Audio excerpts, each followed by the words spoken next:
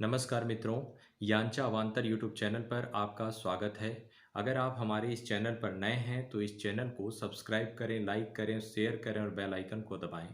आइए सुनते हैं रामधारी सिंह दिनकर की कहानी आदमी का देवत्व। सृष्टि के आरंभिक दिनों की बात है। देवता तो कुछ कुछ पुराने हो चले थे, किंतु आदमी बस अभी अभी तैयार हुआ था। यहाँ तक कि उसके बदन की मिट्टी भी अभी भी ठीक से सूख न पाई थी। मगर आदमी तो आरंभ से ही आदमी था। उसने इधर उधर नजर दौड़ाई और देखा कि देवता छोटे हों या बड़े, उनकी इज्जत खूब है। फिर उसने अपनी ओर देखा और वह सोचने लगा कि देवताओं से भला मैं किस बात में कम हूँ, और तब भी लोग मुझे महज आदमी समझते हैं और कहते हैं कि मैं देवता नहीं हूँ। एक दिन जब ब्रह्मा को घेर कर सभी देवता बैठे हुए थे, आदमी भी वहां जा पहुंचा और सबके सामने उसने यह घोषणा कर दी कि मिट्टी का होने से मैं कुछ अपदार्थ नहीं हो गया। आज से आप लोग नोट कर लें कि किसी न किसी तरह का देवता मैं भी हूँ। देवताओं ने आदमी की घोषणा बड़े ही ध्यान से सुनी और सोच समझकर यह निर्णय दे दिया कि आदमी को देवता समझने में हमें कोई आपत्ति नहीं है। मगर आपत्ति उन्हें थी, और यह निर्णय उन्होंने अपनी खुशी से नहीं दिया था। असल में उन्हें मालूम था कि आदमी की रचना ब्रह्मा ने किन तत्वों से की है।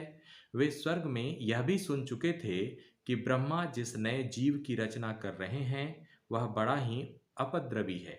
वह मिट्टी का होने पर भी समुद्र पर राज करेगा, बिना पंख का होने पर भी आकाश में उड़ेगा, और जो ताकतें पहाड़ और वन को हिलाती रहती हैं, धरती और जंगल को जलाती रहती हैं, और जिनकी चिघाड़ से स्वर्ग भी कांपने लगता है, वे सब इसके कब्जे में रहेंगी। समुद्र में जो रत्न हैं, वन में जो फल और जीव हैं, तथा धरती के भीतर जो धन है, उन सब का उपभोग इस नए प्राणी के लिए सुरक्षित रखा गया है। यही नहीं, बल्कि देवता जिसे सूंघ कर रह जाते हैं, उसे यह नया जीव हाथ से छू सकेगा, दांतों से चबाकर अपने उदर में डाल सकेगा, और इस प्रकार जिन चीजों को देखकर देवता ललचा कर रह जाते हैं, वे चीजें आदमी के लहू में समा जाएंगी, मन और बुद्धि में जा बसेंगी, सांस का सौरभ बन जाएंगी। और यद्यपि यह मरने वाला होगा, मगर बड़े बड़े अमर इसके भय से भागते फिरेंगे। नहीं तो एक दिन यह उन्हें पकड़कर चटकल में भर्ती कर सकता है। देवताओं ने सोचा, अरे, अब तो यह हमारा भी गुरु निकलेगा। देवता आरंभ से ही आदमी से डरे हुए थे।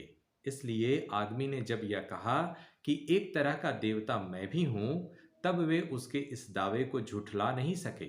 मगर वे छिपे छिपे इस घात में लगे रहे कि इस नए जीव को बेबस कैसे किया जाए।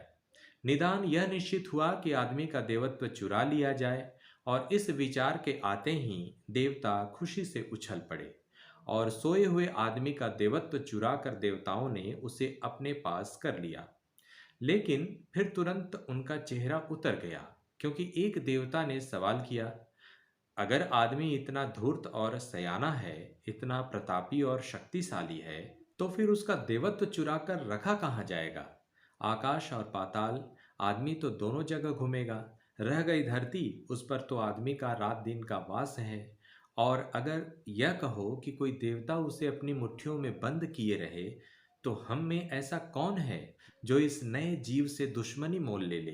कहीं ऐसा ना हो कि क्रोध में आकर आदमी स्वर्ग पर ही धावा बोल दे। देवताओं को उदास देखकर ब्रह्मा बोले, अच्छा लाओ, आदमी का देवत्व मेरे हाथ में दे दो। देवत्व ब्रह्मा के हाथ में आया। उन्होंने अपनी मुट्ठी बंद की और फिर एक चीज उसमें से गायब हो गई। देवता दंग रह गए। तब ब्रह्मा ने कहा, चिंता न करो, मैंने आदमी के देवत्व को एक ऐसी जगह पर छिपा दिया है जहां उसे खोजने की बात आदमी को कभी सूझेगी ही नहीं। मैंने यह प्रकाश स्वयं उसी के हृदय में छिपा दिया है।